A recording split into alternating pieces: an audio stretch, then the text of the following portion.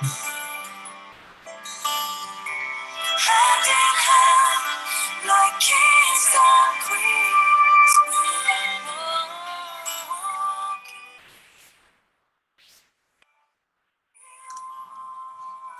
Okay, we are back for part 2. I'm so excited.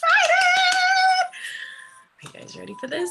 I'm really missing the chat tonight. I'm just gonna let you guys know this. The fact that the chat is not working has made me so sad because I feel like I just I can't get you guys feedback. So if you see me on the Instagram space and you want to share with me some of your biggest takeaways, I would love that. Even if you're catching this as a replay, I would love to know what your biggest takeaways are, because I'm so sad that there's no chat. Oh, okay, let's dive in. I'm so excited. Part 2, y'all. Part 2. So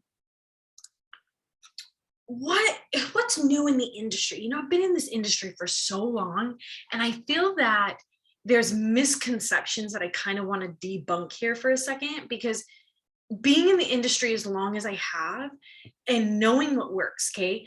Being in the industry and watching the industry is different. Watching the industry, you don't know what's changed when you've been in it. So off to the left is where the industry used to be, and off to the right is where the industry is now, okay? This mentorship coaching industry. The old way this industry worked was head versus heart.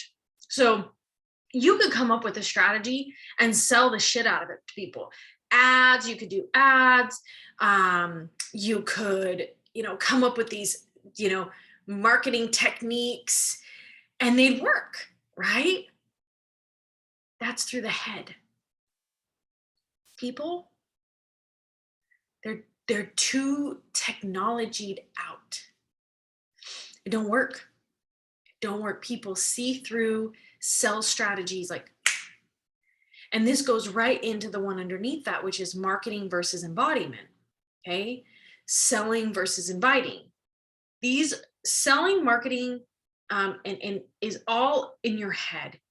Okay, and it doesn't work anymore. I'm going to tell you this right now.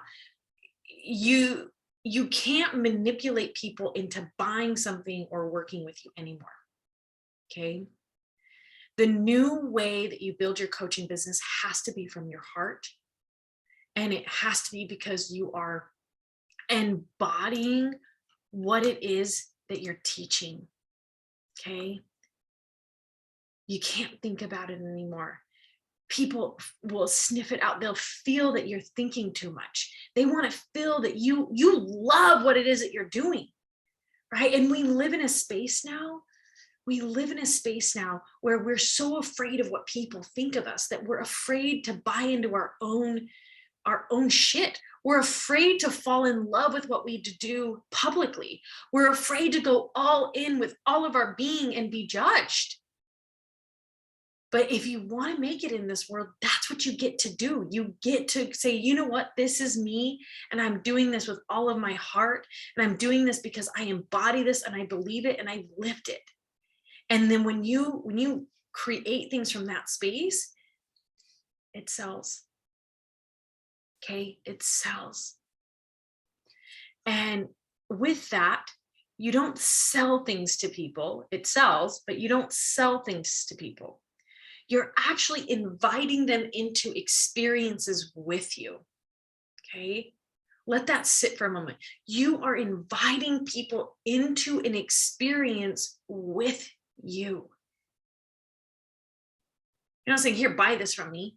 No, someone is investing to go along a journey with you. Because let me tell you this, when you teach a coaching program and you work with a private client, you are going through your own initiation with them. You are going through your own growth with them. So you are inviting them into containers. You are no longer selling things, okay? And then another new thing is the longer creations aren't as popular anymore. Like 4.5 month long creations used to be so popular.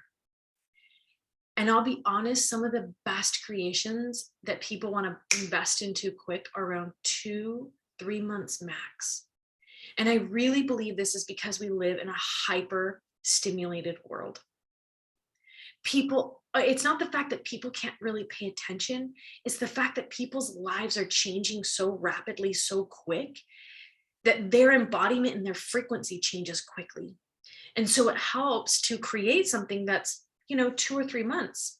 And that goes along with you. You're changing, you're evolving. Like, you may love a creation 1 month, and 2 months later, you're not even aligned with that creation anymore. And that's normal. And so if you're taking action when these things come to you, you can really start to pump them out. Right? Like right now, this idea came to me, Radiant Coach, boom, got it out. If I would try to do this in a month, energetically, it'd be dead. My embodiment, we don't know where we went. We went somewhere. Oh, we're coming back. My embodiment would be gone, right? And so embodiment, and if you guys don't know what that means, it means that you actually can feel it, you can live it, you can taste it, you can breathe the experience in which you were teaching, right? If I wasn't eating, breathing, and sleeping this experience right now, I wouldn't have been able to promote it and create it and be here tonight in this energy if I was over here, living my fitness life, right? It's that embodiment, you're living, breathing, teaching. This is it. This is where I'm at, right? And this matters when you create things. Okay, this matters when you create things. So that's what's new in the industry. And here's good news. Here's some good news. Now more than ever, people love and are comfortable with paying for online mentoring. Like, you guys, I've never seen people more comfortable with buying things online in my entire life. Like, I have watched some coaches who were further ahead in the marketing space start hitting huge numbers because people are just so like, they're in this online consumption world right now. They're like, oh my gosh, I can learn things online. This is amazing. Sign me up. Yes, yes, yes. So this is the good news. Like, that, I invite you all not to tell yourselves the story that the market is saturated, and you start to say, now more than ever, people are comfortable with paying for online mentoring, right? Because they're like, wow, there's so much out there. 8 years ago when I was doing this, it was a sketchy thing to do. People are like, oh, you're working with a coach? Now they're like, oh, you have a coach. It's like saying I have a therapist. It's actually popular now. It's a cool thing. So we're in the cool club. We're coming to the cool club. Being a coach used to not be so cool. It was like that thing like, oh, you're a coach. It was kind of like being a network marketer. Oh, you're a network marketer. Right? Like, it's this weird thing. So know that it doesn't have to be weird anymore. It's not weird. And whoever judges you, they're not your freaking clients, right? They're not the people that you're going to impact. And if we focus on them, we'll never make a difference in the world. We only have to focus on the people that actually matter. And the only people that matter are the ones cheering us on and the ones that need our wisdom. Everybody else, bye, Felicia. Bye, Felicia. You can go. Keep walking. Oh, okay. So how do you create an online course? You don't. You do not create courses. Okay. This is something that's massively evolved in my business. You create experiences. Okay. You don't create courses, you create experiences. Yeah, permission granted to be creative here. My loves, permission granted to be creative. I can't even tell you how creative I've been in these last 2 years with creating things. And you have to think about it. You have to think of like, okay, I want to walk someone through a self-love journey. Instead of saying, I want to create a self-love course, what would it look like for you to say, I want to create an experience for people to feel and embody self-love? Right? When you ask a different question, everything changes. How can I create an experience so this person can feel and embody what it is that I'm teaching? Maybe you do a class. Maybe you do an embodiment exercise. Maybe you do a weekend workshop. Maybe you have guest mentors. Like, think about it. What would you like to experience if you invested into a mentor and it was a group program or a one-on-one program? What would you like to experience? What would be epic? No rules apply, right? No rules apply. You get to create the experience. Like when I work with my clients, I get to create the experience. Do I want them to come to my house? Do I want them to go work with a shaman? Do I have this awesome astrologer I want to book them with? Ooh, do I want to send them this cool book? Ooh, like whatever it is that you want, you get to create. And when you create experiences for people, they're going to want to keep coming back because you're not boring. You don't want to be boring. People have done the 1 through 4 modules. Modules help. If you want to do modules, that's great. You got steps. I love the masculine structure. I think structure is amazing because then the creative feminine can play. And I think the best experiences happen when you're in flow, but best experiences also happen when you're in flow within a masculine container, right? So don't be afraid to create the container, but also don't be afraid to go rogue with it. Be like, this is dope. Why not? Why not? So permission granted to be creative with your creations on how people get to experience you and your brilliance. Okay. So the next thing is the hardest part about starting. Okay. What is the hardest part about starting a coaching business? And I will honestly say this, it's building an audience that trusts you. Okay. Building an audience that actually trusts you is huge. And most people, when they want to start a coaching business, they are totally fine doing all of the back end work. And y'all, this is the one thing, if I were to say, what's the one thing that drives me bonkers the most? It's people who don't lean in online. Okay. Look, we live in a world where if people want to work with us, they find us through social medias. Like when I first started coaching, you know how I got people into my business? Freaking flyers. I was going to freaking coffee shops and posting flyers. I was going to all these different, I was handing out flyers. I was handing out business cards. I was going to different networking events. I don't know if mixers, people used to call them mixers, right? And you'd go and like talk to people and exchange business cards. And it's kind of still there. But this online space, you guys, I did so much footwork to try and bring people to things that I did. And now all we have to do is be seen. All we have to do is share our wisdom codes online and people find us through a hashtag or a funny reel. What?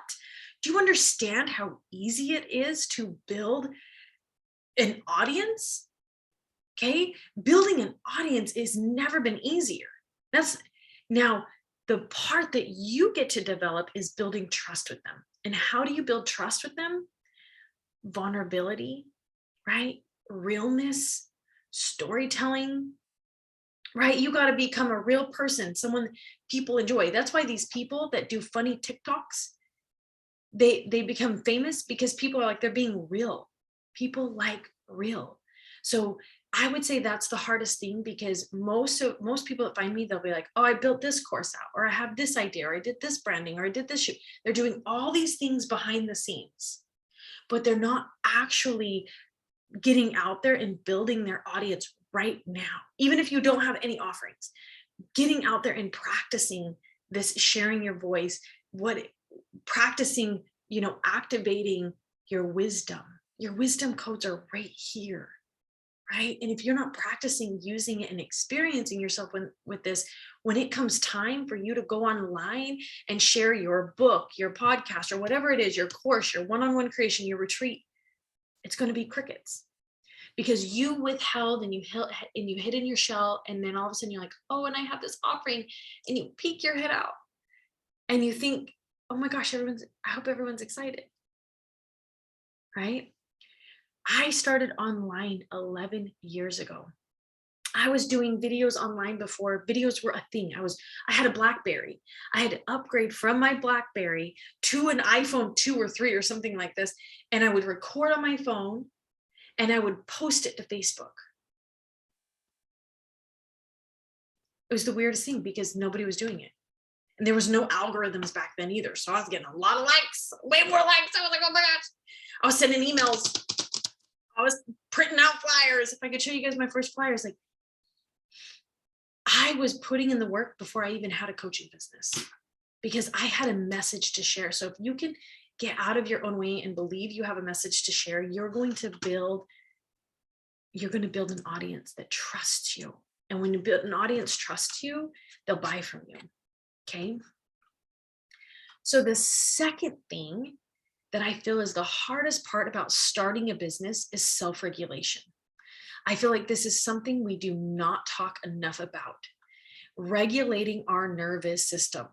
Okay. And if you guys are not into breath work, yoga, working out, and being mindful about the anxiety in your body or the detachment, a lot of us, when we get anxious for something or we want to like bring something into the world, we actually disassociate. And disassociation is like, you kind of like, oh, it's not that big of a deal. It's okay. Like you kind of go into this floaty, airy, fairy space. So you're either someone who gets anxiety and shuts down and overthinks things, or you're someone who disassociates and just kind of like floats through things, right? And both are catastrophic to growth. So self-regulation when you're learning how to start a coaching business is huge because this helps you not lose hope. Right? It helps you not freak out when you put something out into the world and no one responds. It helps you not shut down when you launch something and no one signs up. Right? And it keeps you moving forward because you know how to self-regulate your nervous system and your mind. And this is so big. I wish so bad I could tell more people this. And this is a lot of the work that I do with my private clients, because I'll tell you this right now. My private clients can knock out branding, all of these tasks, watching videos, all the things.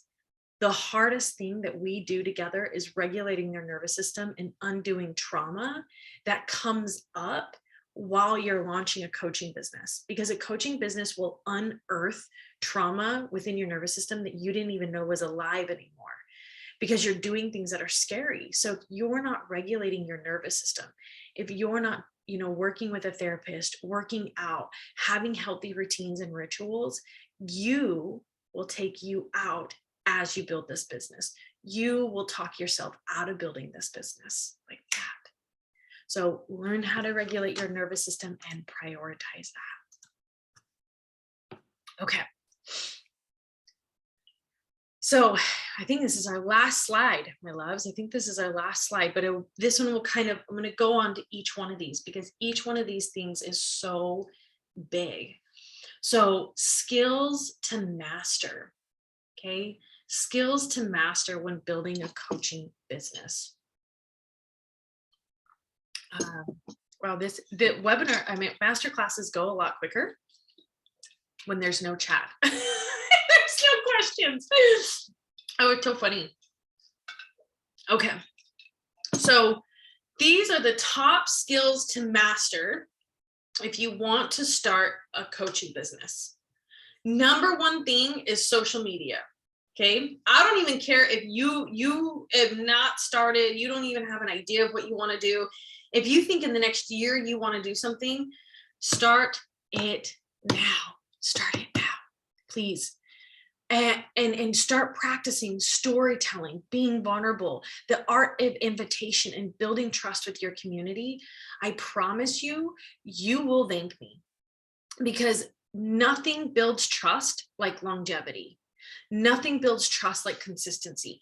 And y'all don't even have to know what you're doing. You just got to be visible. When people are seeing you, they're like, oh, there's that human again. And it's building trust, right? It takes someone about 20 times seeing you before they actually trust you enough to buy something from you, right? 20 times seeing you before they trust you enough to buy something from you.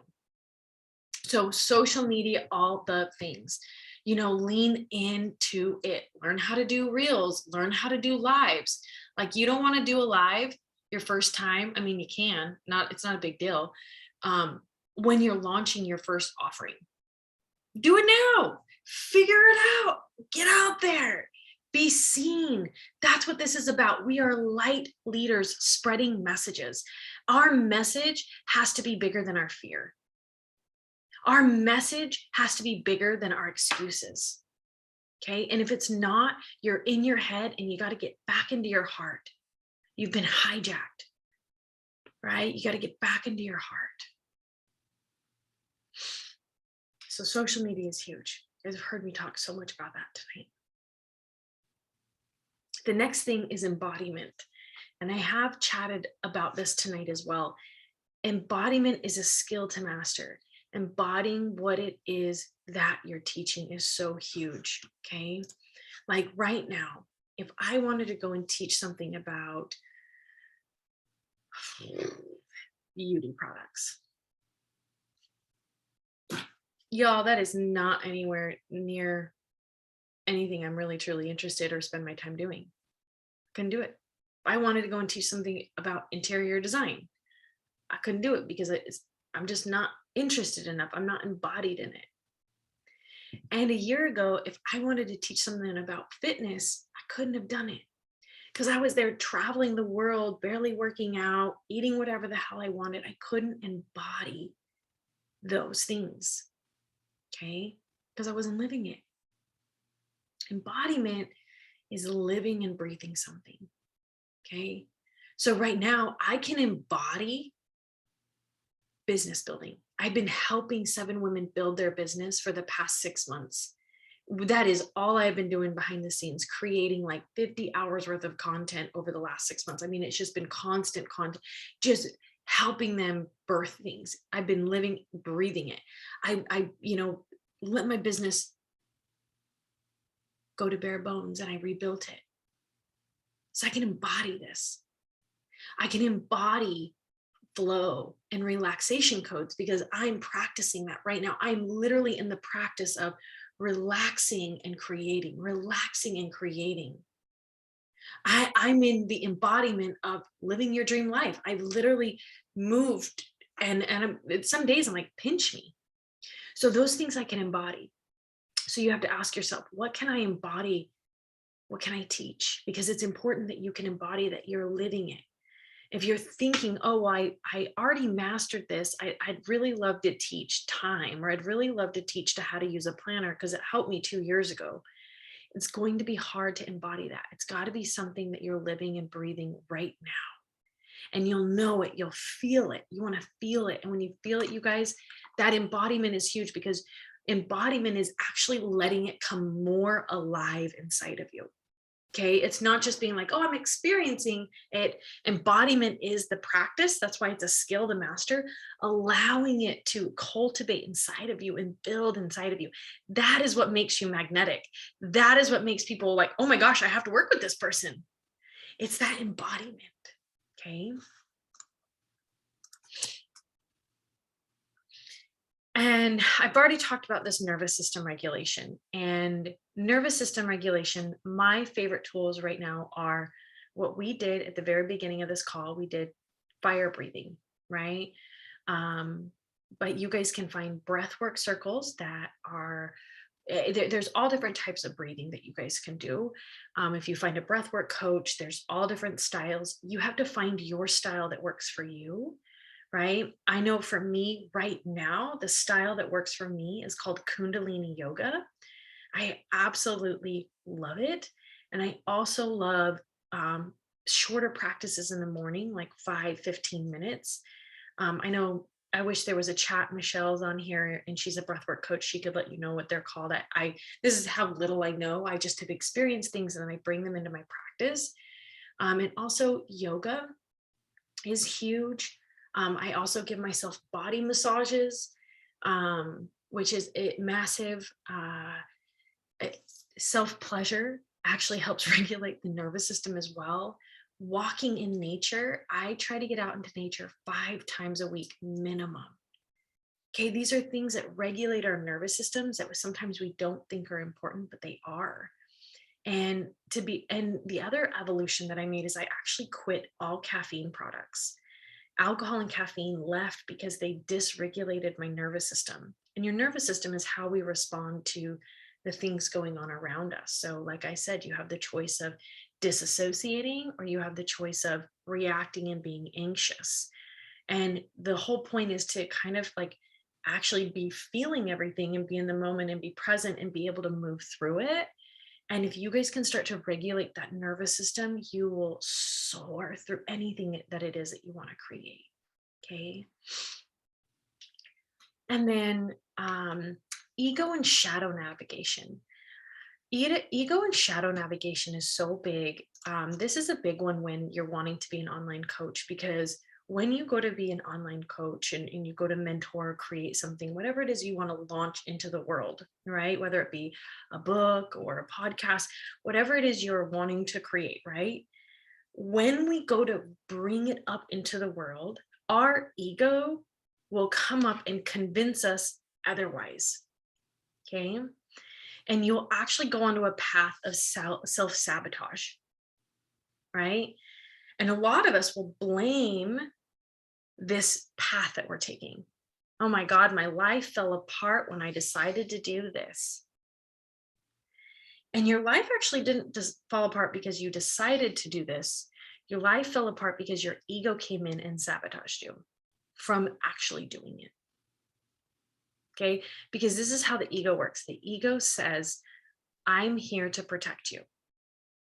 I will protect you at all costs. And your ego is like a Karen, where like everything's scary. Okay, let me just say that. So starting something like a coaching business, a retreat, a book, a podcast, whatever it is, and you're going to go public with it, your ego goes, oh no, nope, I know what we're going to do. We're going to eat junk food. We're going to have panic attacks. We're going to disassociate. We're going to start dating. We're going to cause problems with our finances. We're going to hyperfixate on our body. We're going to decide to move. Let's focus on anything but this. Because this thing that you're thinking about doing is about to change your life. And this thing that you're thinking about doing is unpredictable. And there's a lot of growth that happens within this thing that you're wanting to do. I don't think so. Let's just keep you down here. Right? So if you can identify this about yourself, I like to call this the ego labyrinth, y'all will be able to soar, because I now can create and do just about anything. And I can tell when my ego is sabotaging my experience. It comes in and goes, oh, no, this is a bad idea. And it will do this in all sorts of ways. I have all sorts of ways of creating chaos in my life, keeping me from doing the thing that will create the most growth in my life. So you have to become like a Jedi warrior of the things that will like keep you away from pursuing this dream. And you got to pursue it. Put your blinders on and you just go. You're like, this is it. I'm going to do this. Right? Put your blinders on and go. And that is so important. That is so important on this path, is being able to tell when your ego is convincing you that there's other things to be focusing on, other things to be doing, other than this, the thing that you're most passionate about, the thing that you know your soul wants to create. And I'll be honest, being a mentor, this is 90% of my coaching calls right here. Right here, 90% of my coaching calls is literally helping people navigate this ego labyrinth, this fear, this, oh my God, I can't do this. What am I thinking? My mom, it is a absolute shit show behind the scenes. And when I recommend having a mentor, this is why. It's not strategy's 10% of it. There's strategy all over the fucking internet, right? Everyone has different strategies. Mine's one way. One way that's worked for me and tons of people that I've worked with. And I know that it works. And I know that it works from a bunch of other mentors that I've worked with too, right? That are making millions of dollars. I know that this is how we started and it gets you going. However, strategy is not the thing that's going to get you going forward. It's going to be being able to move through these sticky places and become a new version of you, because whatever it is that you desire to create, if you're on this call tonight, you desire to create something, whether it be a life, a business, an experience, right? Whatever it is, you desire to create something, right? And to do that, you got to completely change who you are. So it's not about the creation. We think it's about the creation. We think it's about the business. We think it's about the book. We think it's about the podcast. We think it's about the community. It's not about all this. It's about who we become on the journey. Okay. And if you keep that in mind, you're going to be okay if you have a couple flop launches. You're going to be okay if people don't sign up at first, because you're committed to becoming the highest, most rad, radiant version of yourself that you ever have. And that was part of the reason why I named this the Radiant Coach. You are becoming the most radiant version of yourself on this journey, right? You're becoming unleashed. You're healing things you didn't know you needed to heal through choosing this path. So when things come up for you to heal, it doesn't mean that you need to go away. It means that this was leading you to those things that you get to unearth. That's the brilliance of choosing to go after your Dharma and make it something real and bring it alive. If you have this calling inside of you to create something, it's because there's healing that's happening for you on the other side of this that's going to change your life and is going to help you evolve into the person that you're supposed to be. Okay? It's going to be epic. This journey that you're choosing to go on, no matter the results, it's about who you become on the other side. I'm so excited for all of you. I'm so excited for all of you. Just take that one in for a second.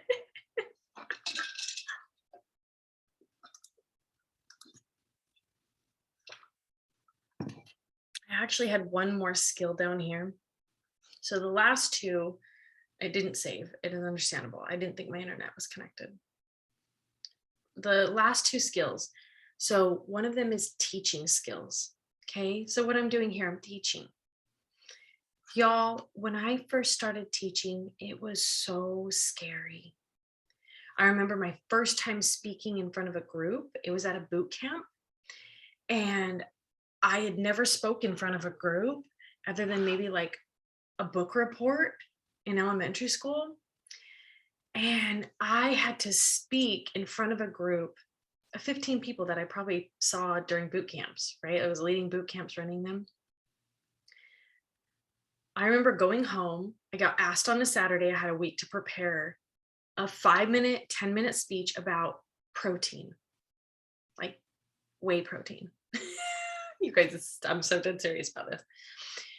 I went and researched everything. I got out my computer, and on iMovie, I started recording myself. I can't even tell you how many times I recorded. It was photo booth on my computer.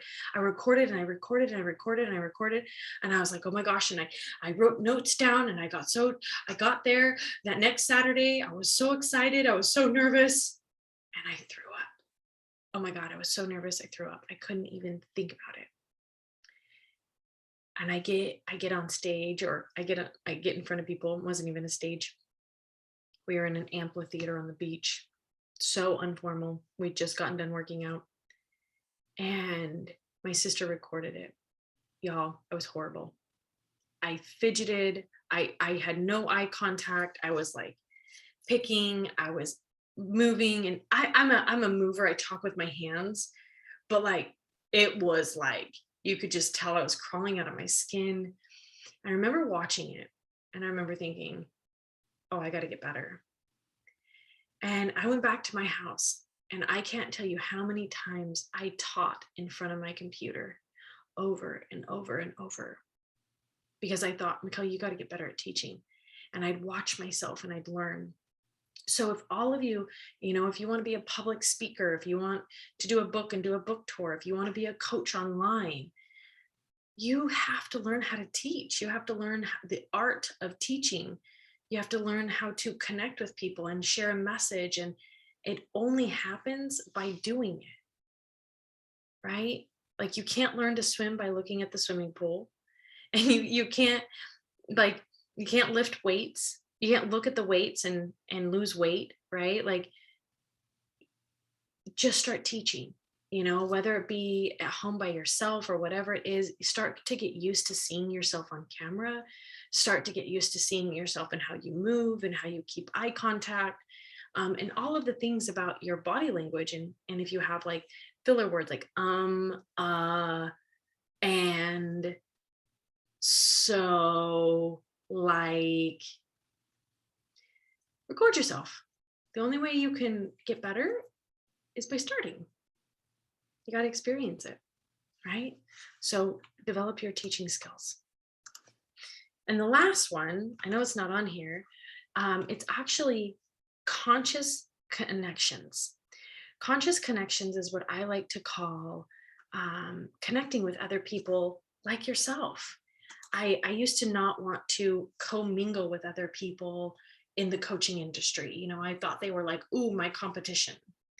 But to be honest, the best way to grow your audience is by doing collaborations with people who also are kind of doing, in a sense, similar things. Not the same thing, but similar things. They're coaching, they're helping people.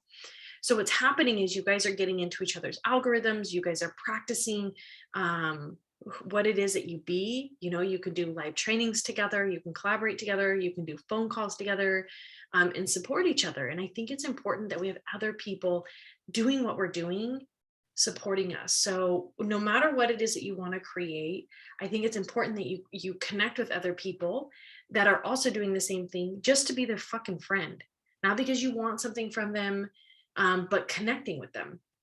Because over the years, they have been some of my most powerful allies. Like, if you see the coaching world and how it's set up, and if you see how any world is set up, if you look at the TikTokers, the dancers, all of those dancers that are way high up there, have you ever noticed that they're all hopping on each other's videos? Same with people who do homesteading, same with people that do makeup. They're all collaborating together. Okay. So success leaves clues. If people that are extremely successful are collaborating with other people who are extremely successful, y'all, we all need to be collaborating together. There is no reason why we should be hiding and not coming together. Like, we get to share things behind the scenes. Like, it's not easy being in this space. Like, I have people I reach out to all the time when I'm frustrated or down, or in a space of maybe scarcity. Like, I'll reach out to other coaches and be like, y'all, I am totally fucking panicked about this next quarter. I am exhausted with my business. What is going on? Help me see it. Or, y'all, I am not in a creative space. I connect with people and I'm real and raw, but I've made those conscious connections. So no matter what it is that you want to do, write a book, do a podcast, if you're chatting with people who walk that path and you've become friends with them, your pathway to this is going to be so much easier. You're going to have allies in this world. You're going to have people that will do guest speaking with you, and you can leverage each other. So be making those conscious connections now. Be making them now. So those are the skills to master my loves. Oh, there we go. Look at that. I had 2 pages. I knew I wrote it. How funny. So here is your next steps. So what's the next step? Start before you start. I know that sounds so funny, but stop waiting, get online, get used to sharing your story, practice teaching, lean into visibility, get a coach. Start before you start. Like, do it now. Like, there's no better time than right now to do this. You don't have to have the idea, you don't have to have the vision. Like, get out there and start practicing it. Because I'll tell you one thing, people that find me and want to work with me and they have no social media experience at all, they I wouldn't say struggle, but they have the biggest learning curve, and their programs go slower because they're not in this digital space. And people who are already in this digital space fly through launching a mentorship business. Like, the mentors right now that just had the most successful launches with me were the ones that had the most social media experience. Okay. Not that that's a prereq, but it helps a lot. So if you know that it helps and you know that this is something you want to do, then get out there and allow yourself to unblock yourself from this idea with social media. View it as a place of artistry so that you guys can get out there and start practicing your visibility and your voice. So that concludes my masterclass for you guys. I think that there's ways to ask questions in the Q&A section. I do see there was a couple people that did send questions. So if you guys have any questions at all, you're welcome to send them there while I'm finishing up the last little bit. So I'm actually going to press end here.